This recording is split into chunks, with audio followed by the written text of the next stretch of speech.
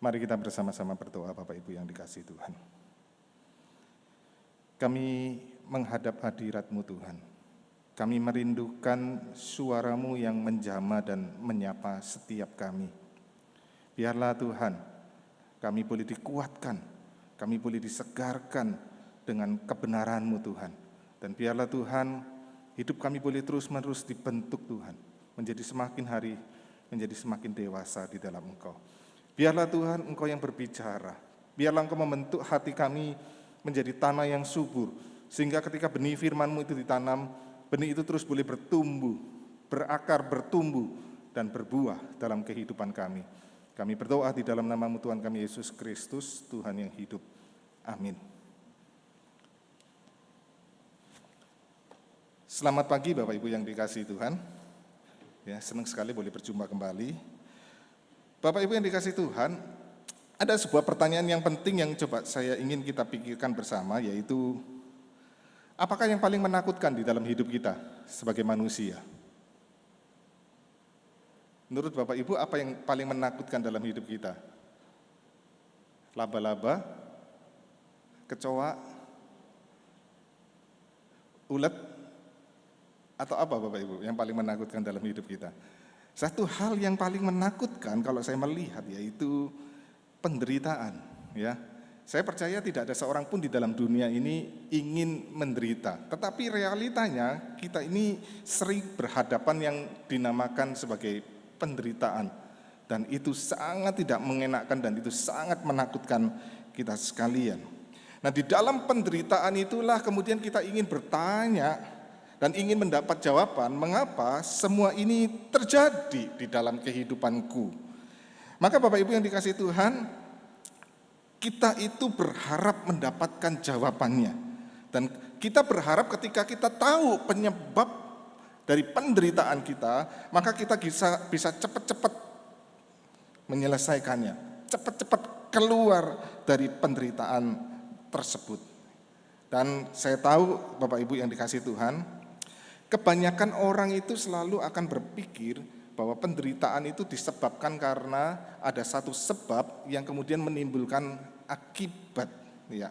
Hubungan antara sebab dan akibat. Jadi seringkali kemudian kita berpikir begini, Bapak Ibu.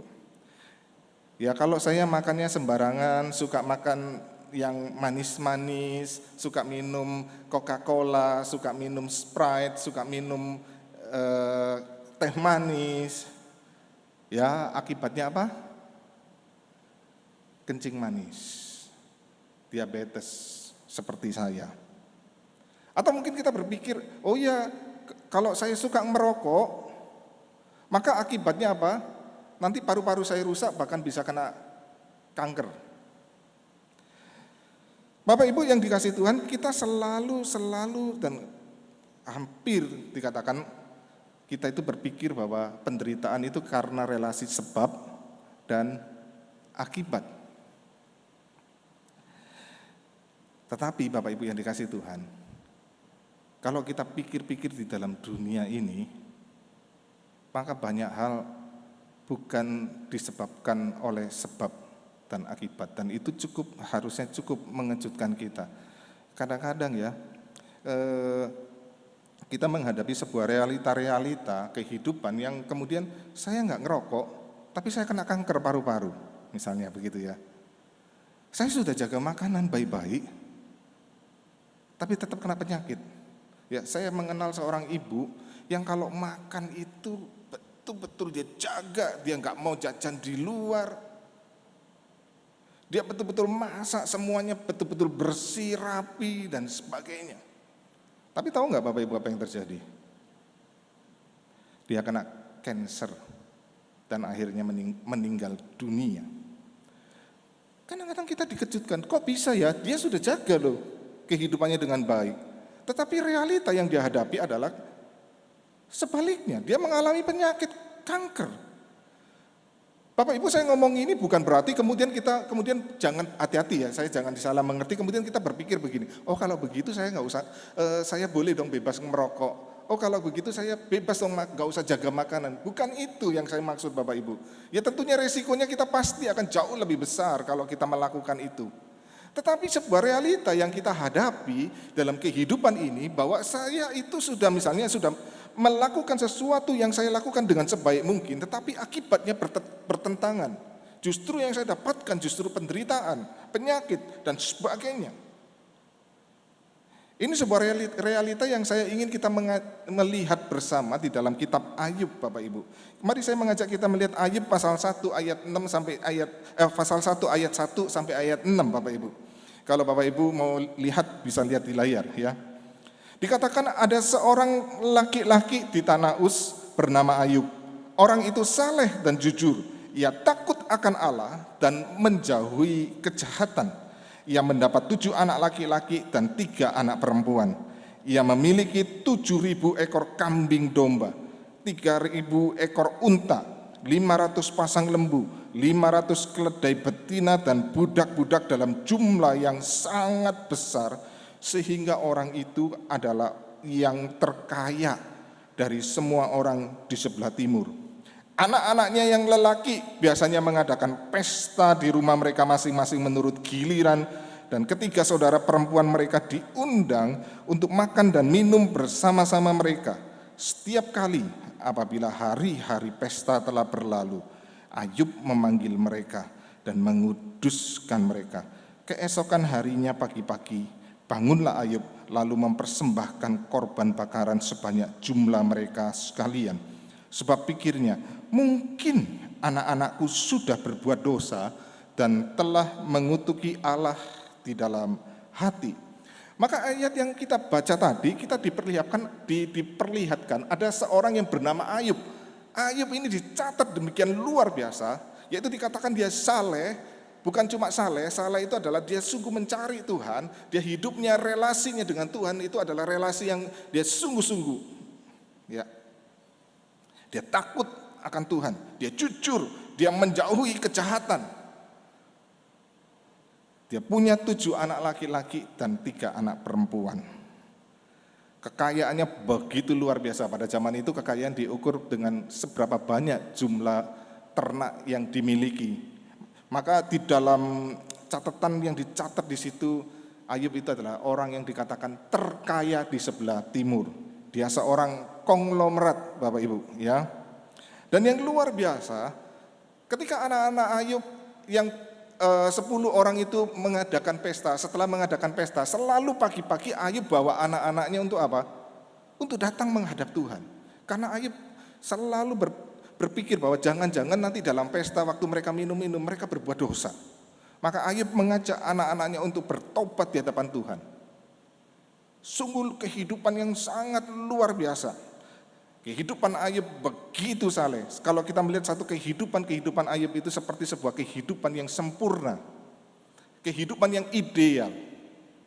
Tetapi apa yang terjadi Bapak Ibu? Kalau kita baca kemudian di dalam bagian-bagian selanjutnya dalam kitab Ayub pasal 1 dan pasal 2, maka kita diperlihatkan sebuah gambaran yang mengejutkan, yaitu apa?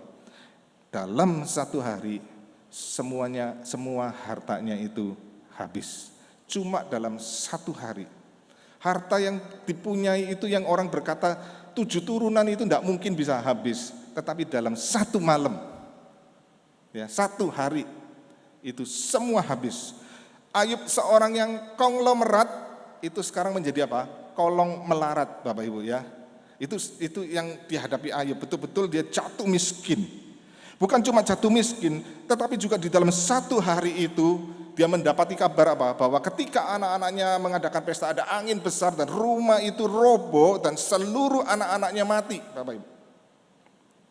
Wow. Saya nggak bisa bayangkan ya kalau anak saya meninggal begitu kan. Betapa hancurnya hati ini, seluruh anak-anaknya meninggal dunia, Bapak Ibu. Bukan cuma itu. Kemudian apa yang terjadi? Kemudian Ayub itu tubuhnya dipenuhi dengan borok dari ujung kepala sampai ujung kaki. Dan waktu borok-borok itu timbul, mulai mungkin mengering begitu kan, maka itu begitu gatalnya luar biasa Bapak Ibu, sampai dia ambil itu pecahan bejana itu yang pecah-pecah dari tanah liat itu dibuat garuk luka itu sampai apa? yang tadinya sudah mulai mengering terluka lagi. Kehidupan yang sangat menyedihkan sekali. Apa yang kita pikirkan? Kok bisa ya Ayub seorang yang saleh, seorang yang jujur, seorang yang mencintai Tuhan, seorang yang takut akan Tuhan, dia jaga kehidupannya sedemikian rupa supaya dia tidak jatuh di dalam dosa. Tetapi apa yang diterima? Penderitaan yang sangat dahsyat luar biasa. Maka Bapak Ibu, rumus sebab dan akibat itu di dalam kitab Ayub itu semua dijungkir balikkan. Dan seringkali kemudian hati-hati Bapak Ibu yang dikasih Tuhan, waktu kita itu mengunjungi jemaat-jemaat ya, tim-tim perkunjungan, kalau mengunjungi jemaat yang sedang berduka, salah satu anggota keluarga meninggal atau yang sakit, yang sering saya dapati bukan di sini, saya tidak ngomong di sini ya Bapak Ibu ya, yang sering saya dapati dan saya dengar dengan telinga saya sendiri adalah apa?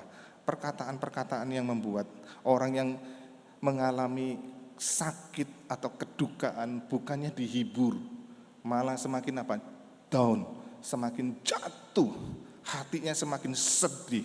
Kenapa? Saya pernah dengar sendiri waktu saya kedukaan itu datang kedukaan, kalau nggak salah saya juga memimpin kedukaan waktu itu. Kemudian ada jemaat yang ngomong gini, waktu itu di depan keluarga yang sedang meninggal, peti belum ditutup, mau ditutup peti, kemudian bisa ngomong begini, itu memang orang itu yang mati itu makannya sembarangan, nggak bisa jaga diri, makanya mati, bikin susah keluarganya. Itu di depan seluruh jemaat yang datang dan seluruh keluarga.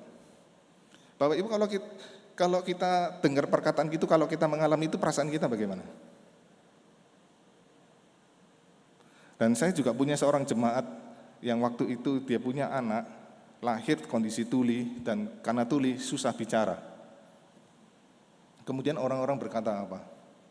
Ya, karena kamu ada dosa, makanya anakmu lahir cacat. Wah, waktu dia cerita kepada saya, dia cerita dengan hati yang begitu sedih. Nah Bapak Ibu, seringkali kemudian mindset kita, cara berpikir kita itu selalu menghubungkan antara sebab dan akibat. Karena kamu begini, maka kamu mengalami penderitaan. Dan ini yang dialami oleh Ayub. Ketika teman-teman Ayub itu datang kepada Ayub, ingin menghibur, awal-awalnya mereka diam. Nah waktu mereka diam cuma datang menemani Ayub, Ayub itu terhibur.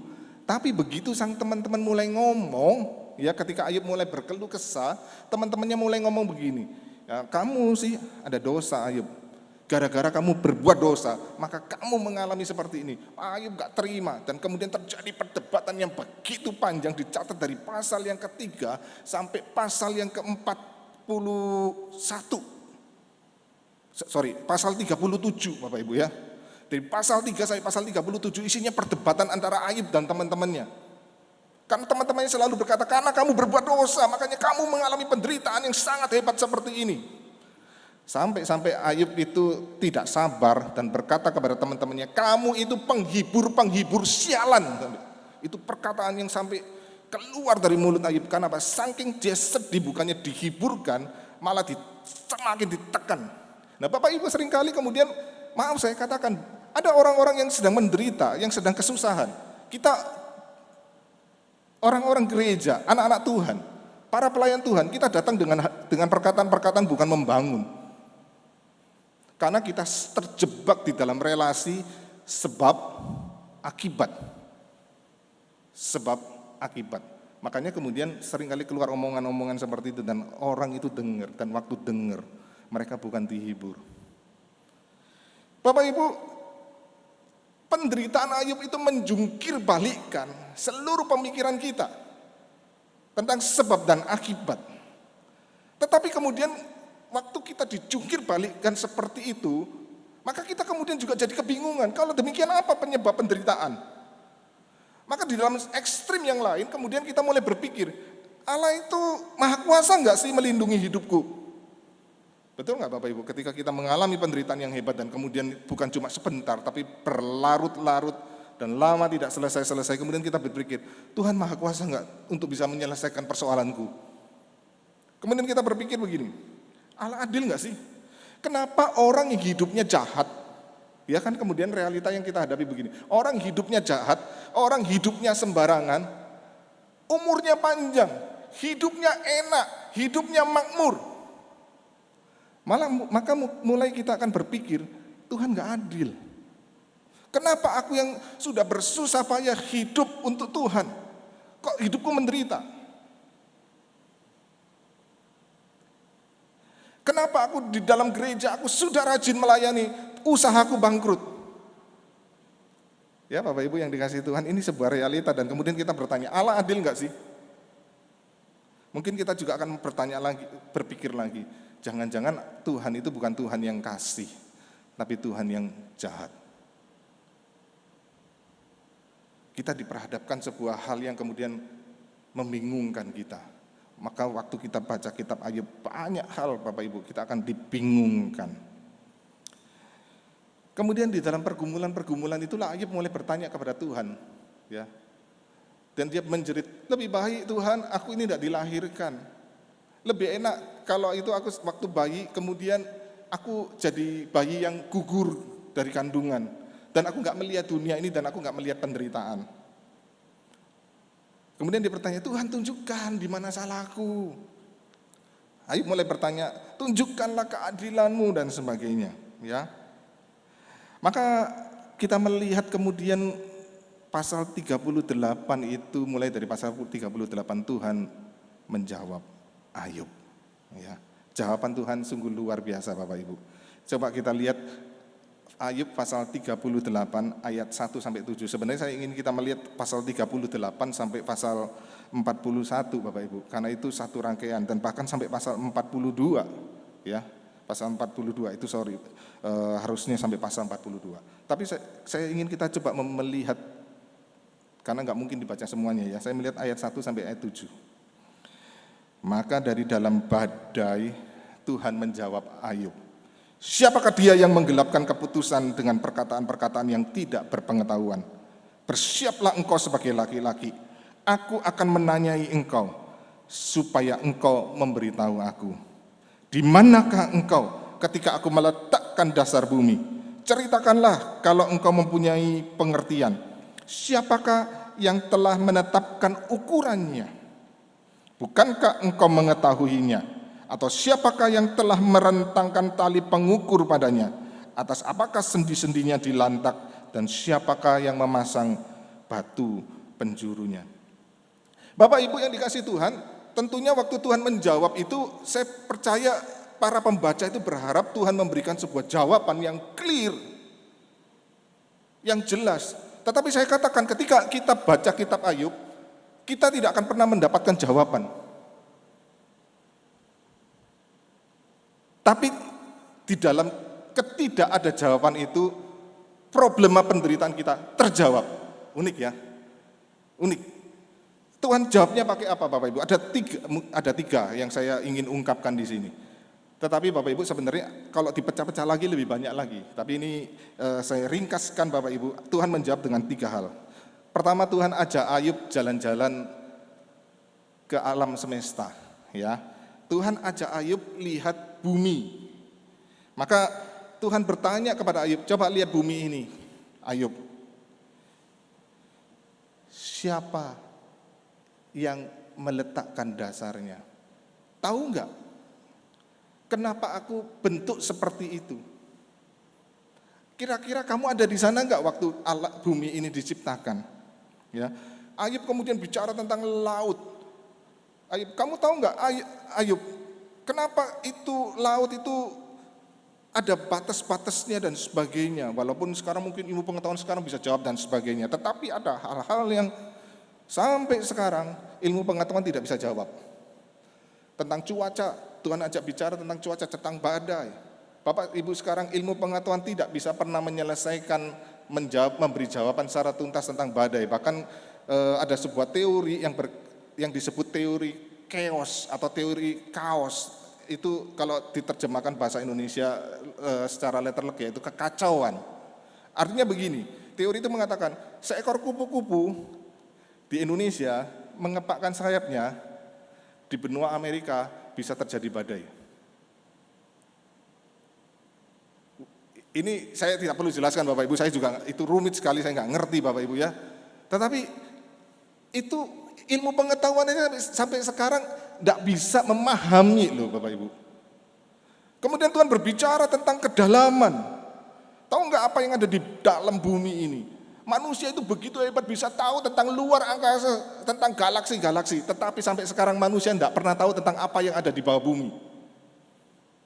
Baru-baru ini saya baca berita masih perdebatan. Kira-kira inti bumi ini padat atau cair, atau setengah padat, setengah cair.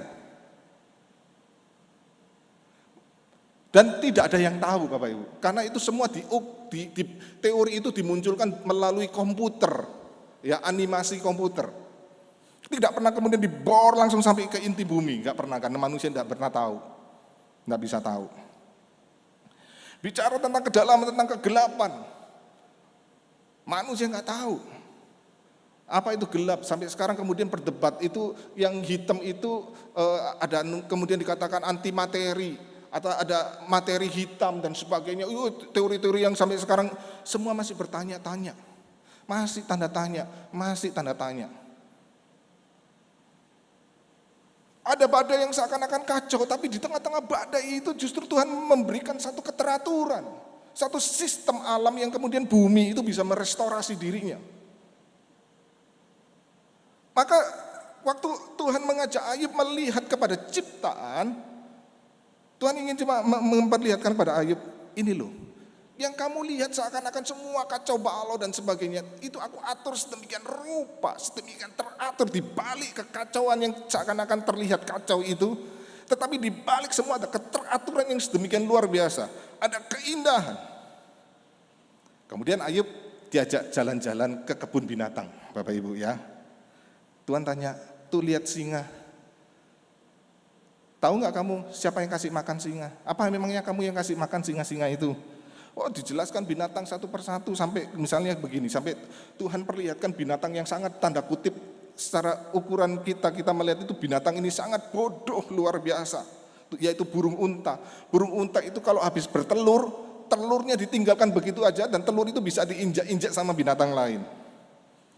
Tetapi Tuhan ajaib lihat kebun binatang itu, kemudian Tuhan mau memperlihatkan apa? Bahwa semua binatang-binatang itu yang bukan seperti manusia, yang tidak punya pikiran seperti manusia, tidak punya hikmat, tapi Tuhan pelihara. Tuhan pimpin, Tuhan atur supaya mereka bisa berkembang biak dan terus tidak punah. Dan Tuhan atur semua binatang itu sesuai dengan pola dan tujuan yang sudah ditentukan. Di tengah-tengah seakan-akan kehidupan yang diperlihatkan ke binatang-binatang yang tidak punya hikmat itu, yang seakan-akan kok bodoh seperti ini ya, kok seperti itu. Tetapi di balik itu ada hikmat Tuhan yang mengatur, memelihara. Tuhan gak beri jawaban kepada Ayub, nih Ayub kamu berdosa, kamu menderita karena ini, bukan. Tapi Tuhan ingin memperlihatkan apa? Di balik semua itu ada hikmat Tuhan yang luar biasa. Bapak Ibu, kadang-kadang kalau kita lihat binatang-binatang, kadang-kadang saya selalu berpikir saya itu paling geli dengan kecoa gitu ya. Apalagi kalau kecoa itu bisa terbang. Wah, itu sudah saya jadi kabur juga Bapak Ibu. Kalau kecoa itu enggak terbang, masih semprot baygon selesai. Tapi kalau terbang, saya mending kabur begitu kan. Geli sekali begitu kan. Anak-anak kita satu rumah bisa. Kadang-kadang berpikir, kenapa ya Tuhan ciptakan kecoa ya? Yang menjijikkan, yang membuat kita itu geli begitu kan? Kenapa Tuhan bikin ulet Bapak Ibu? Yang itu bangkai-bangkai dimakan, ini lihat ya, bangkai busuk itu semua penuh ulet, begitu luar biasa. Ada ulet-ulet yang wah geli banget itu, menjijikkan sekali gitu. Pernah ada satu lalat itu, kalau di Jawa itu disebut, saya di Surabaya itu sering panggil nama itu laler set. Jadi kalau lalat itu kepincet, pasti di dalam perutnya itu keluar ulet-ulet kecil-kecil itu loh, Bapak Ibu. Bayangkan ya. Kadang-kadang berpikir, kenapa Tuhan bikin sesuatu yang menjijikkan seperti binatang seperti itu. Dan kita berpikir lebih baik binatang itu tidak ada. Ya, kemarin waktu saya cuti pulang ke Jawa menengok kuburan mama saya pergi dengan istri, kan listrik rumah matiin. Cuma satu yang sebenarnya nggak boleh dimatikan, kulkas.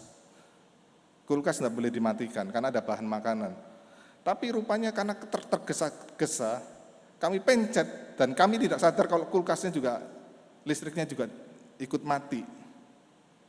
Ketika kami pulang buka kulkas itu baunya luar biasa begitu ya. Wah, semerbak sekali begitu kan. Waktu dibersihkan itu kulkas itu udah dikeluarkan, itu sampahnya dibuang, tetangga ngomel, ini bau busuk, bau bangkai dari mana? Kami diam aja Bapak Ibu ya. Karena sumbernya dari kami, itu dibuang, kita bingung juga buangnya di mana begitu kan. Dari kulkas itu keluar ulet-ulet kecil-kecil gitu loh. Geli enggak? Saya berpikir coba, kenapa ya Tuhan bikin binatang seperti ini? Tapi tahu enggak Bapak Ibu, justru binatang-binatang yang seakan-akan bagi kita menjijikkan, yang bagi kita seakan-akan lalat itu sebaiknya tidak ada, nyamuk sebaiknya tidak ada. Semua Tuhan ciptakan itu ada gunanya, ada tujuan yang luar biasa. Bapak Ibu coba bayangkan kalau dunia ini tanpa ulat, tanpa kecoa, apa yang terjadi? Dunia ini kalau tanpa ulat, tanpa kecoa, apa yang terjadi Bapak Ibu? Maka bangkai-bangkai itu gak bisa habis. Maka kalau kita ini, dunia ini tanpa ulat, maka bangkai-bangkai binatang, bangkai manusia, maaf saya mayat manusia, itu semua nggak bisa busuk, dan itu semua mayat akan begitu, manusia kalau yang meninggal itu bermiliar-miliar, itu jumlahnya, bumi ini akan penuh dengan mayat yang tidak bisa busuk. Tuhan ciptakan ulat itu untuk apa? Bagian membersihkan. Kecoa sama, sampah-sampah kita yang jorok itu sama kecoa itu diproses, dimakan Bapak Ibu, sehingga bersih. Yang seakan-akan kita lihat itu menjijikan, menggelikan, tapi itu di dalam rancangan Tuhan itu bisa mengatur, punya tujuan yang begitu indah, yang punya manfaat luar biasa. Kita lihat ular-ular beracun, kita takut dengan ular beracun. Tetapi tahukah Bapak Ibu, ular beracun Tuhan ciptakan untuk apa? Ada tujuannya. Dia untuk memakan tikus. Di Australia sekarang wabah tikus itu sedemikian luar biasa, dahsyat sekali, karena tidak ada predatornya. Ya. Nah Tuhan ciptakan ular itu untuk apa? Untuk membunuh binatang yang kalau berkembang biak terlalu banyak itu akan sangat merusak. Bukan cuma itu, ular beracun, racun ular sekarang diteliti untuk obat apa? Untuk obat apa? Anti pembekuan darah. Orang kalau ada penyumbatan yang bisa bikin sakit jantung, itu mulai diteliti dari racun ular. Obat anti rasa sakit, yang obat-obat kalau ada orang yang minum obat anti rasa sakit tetap gak bisa menghilangkan sakit, itu dari racun ular mulai diteliti. Ada begitu banyak Tuhan itu kalau merancangkan sesuatu, punya tujuan yang begitu luar biasa, seakan-akan binatang itu jahat, mengerikan dan sebagainya, bodoh. Ya mungkin kita melihat Tuhan itu kok Tuhan yang bodoh bikin seperti ini. Tetapi di balik itu ada hikmat yang sangat dahsyat sekali. Dan yang ketiga Bapak Ibu, Tuhan itu ngomong tentang apa? Ayub diajak lihat kuda Nil. Kuda Nil itu kemudian disebut behemoth ya. Memang ini bisa punya dua arti, kuda Nil atau behemoth itu binatang darat yang besar, yang sangat kuat sekali. Dan buaya, Ayub diajak lihat buaya. Buaya atau disebut sebagai Lewiatan. Lewiatan itu seakan-akan makhluk yang gaib, yang menguasai dunia gaib ini.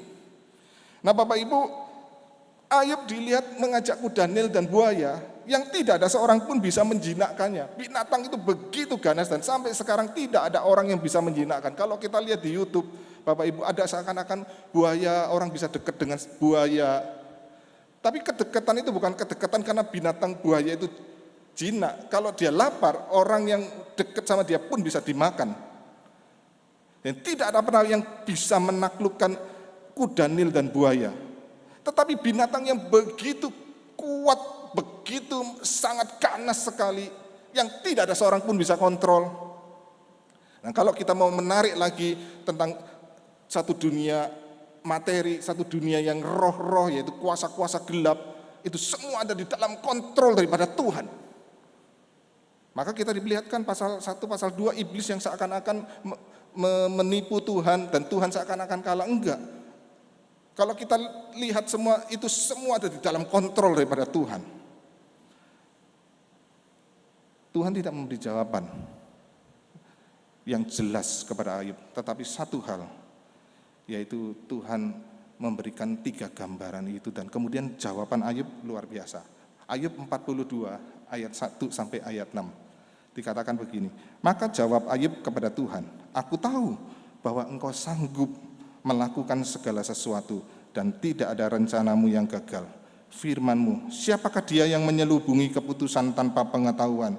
Itulah sebabnya tanpa pengertian aku telah bercerita tentang hal-hal yang sangat ajaib bagiku dan yang tidak ku ketahui. Firman-Mu, dengarlah, maka aku yang akan berfirman. Aku akan menanyai engkau, sebab engkau memberitahu aku. Supaya engkau memberitahu aku. Hanya, ini Ayub jawab, hanya dari kata orang saja aku mendengar tentang engkau, tetapi sekarang mataku sendiri memandang engkau. Oleh sebab itu, aku mencabut perkataanku dan dengan menyesal aku duduk dalam debu dan abu. Maka disitulah dari jawaban Ayub, Ayub tahu satu hal.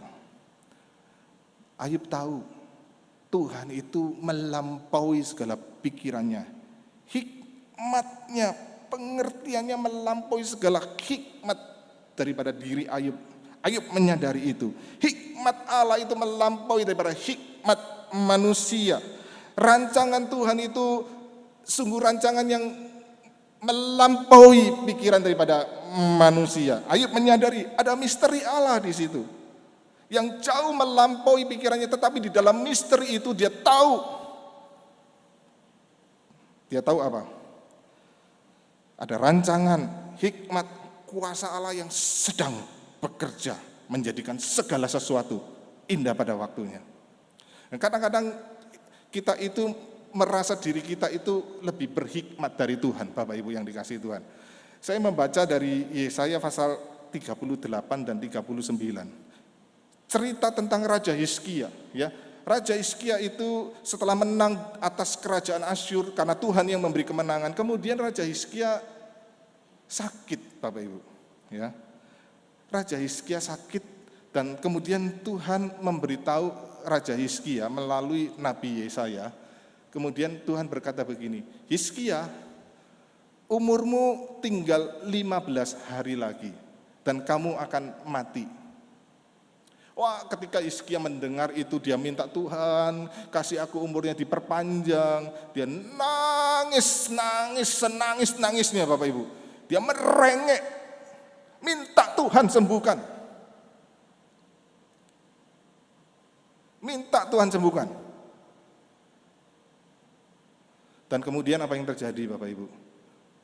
Tuhan di dalam belas kasihannya, unik ya, seakan-akan Tuhan berubah keputusannya, tetapi pasti Tuhan tahu, Tuhan punya rancangan. Kemudian Tuhan memberi kesempatan dan memberi kesembuhan kepada Hizkia. Sorry, tadi itu 15 hari saya salah mungkin. Kemudian Tuhan ngomong, umurmu diperpanjang 15 tahun lagi. Ya itu ya, umurmu Hizkia akan diperpanjang 15 tahun lagi. Wah, Hizkia senang. Ya, dia sembuh, kemudian disembuhkan.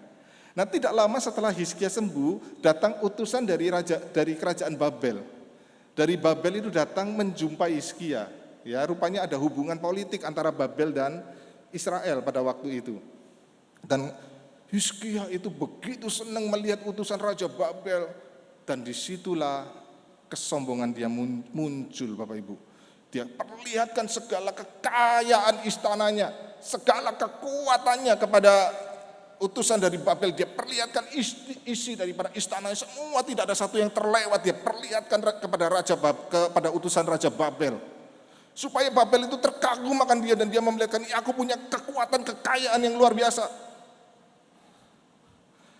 Di dalam kesombongannya, Tuhan menegur Hizkia. Raja Hizkia ditegur.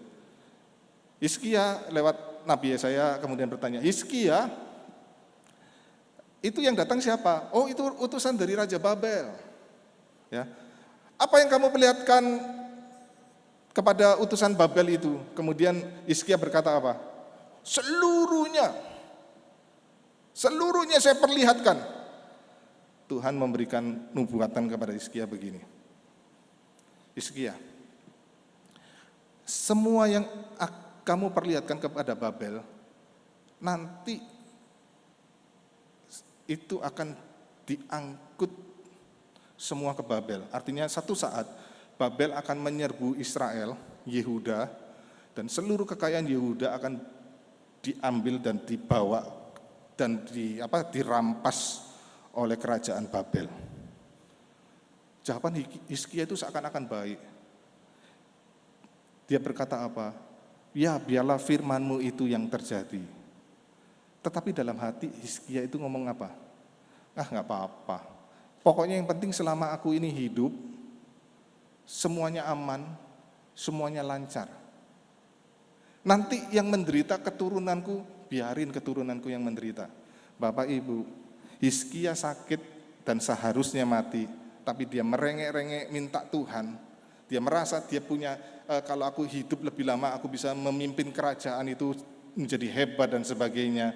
Dia lupa akan anugerah Tuhan. Dia menjadi sombong. Dan akhirnya apa? Dia bukannya bertobat, ya, tapi dia justru menjadi satu kutuk buat keturunannya. Jadi karena Hizkia, maka Tuhan menubuatkan keturunannya itu mengalami pembuangan di Babel. Bapak Ibu, menurut Bapak Ibu, lebih baik Hizkia mati atau lebih baik hidup? Kalau Bapak Ibu jadi keturunan dari Hizkia, lebih baik Bapak Ibu kalau jadi keturunan dari Hizkia gitu ya, keturunan orang-orang Yehuda setelah Hizkia, menurut Bapak Ibu lebih baik Hizkia hidup atau mati? Lebih baik mati.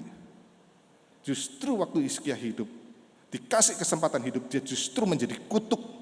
Makanya kadang-kadang kita selalu berpikir kita mau menempatkan dan mengatur Tuhan. Tuhan, sebaiknya umurku segini, sebaiknya umurku segitu. Sebaiknya ini nanti orang tuaku umurnya segini, jangan dipanggil cepet-cepet dan sebagainya. Bapak Ibu yang dikasih Tuhan, kita itu merasa kita lebih berhikmat dari Tuhan. Dan kita rasa bisa mengatur, padahal kalau betul diserahkan kepada kita bukan jadi berkat loh. Itu menjadi kutuk. Karena Tuhan tahu yang terbaik, yang terindah menurut waktunya Tuhan.